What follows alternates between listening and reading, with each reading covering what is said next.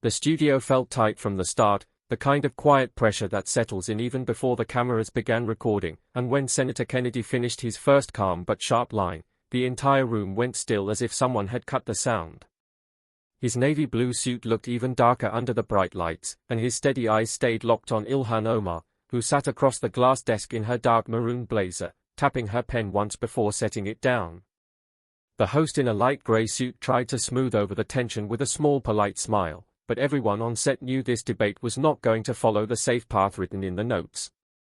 What was supposed to be a simple talk about public policy had suddenly turned into something deeper and more personal, and the cameras slowly pushed in as if they wanted to catch every breath and every look.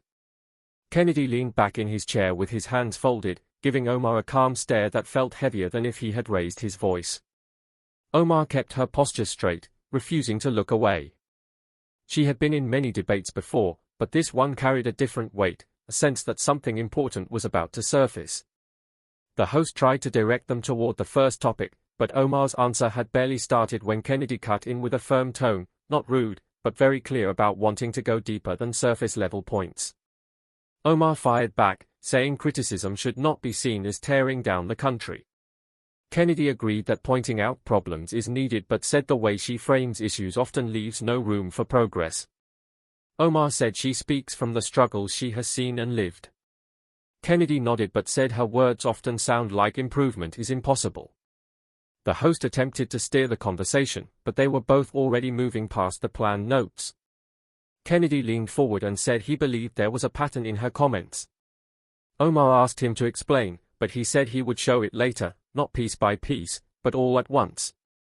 The air in the room grew heavier, and even the crew behind the cameras leaned closer.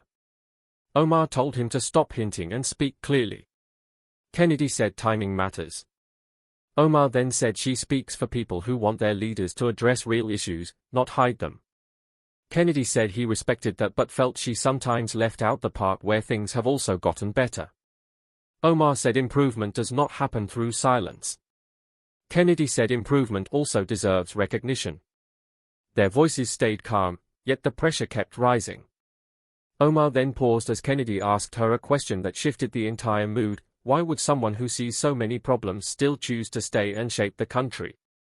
Omar said she stayed because every country has problems and every country can grow. Kennedy said that was fair but that he rarely heard this hopeful side in her public tone. Omar said people trust honesty. Kennedy said people trust honesty that includes the full picture. Omar leaned forward, asking what he was building toward.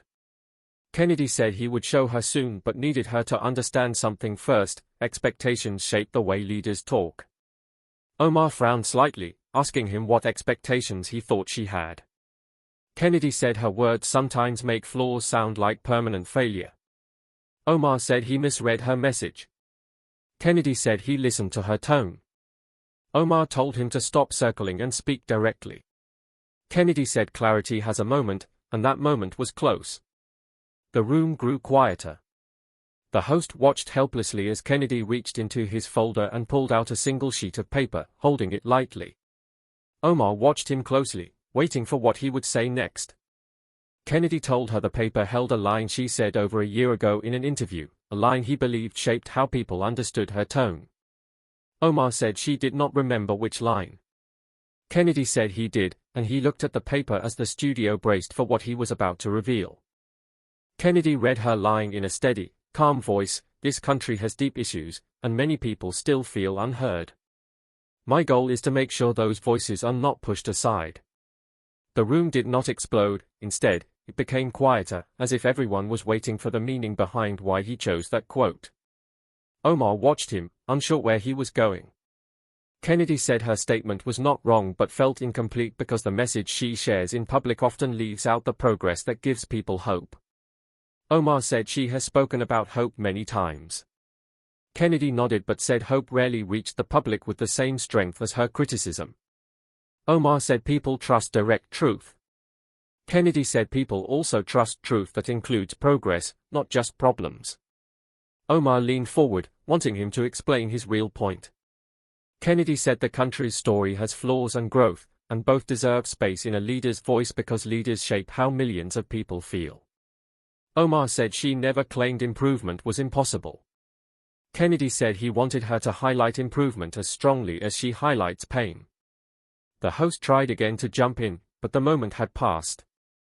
Kennedy placed the paper on the desk and said the message leaders give matters because people listen not just to facts but to the feeling behind the words.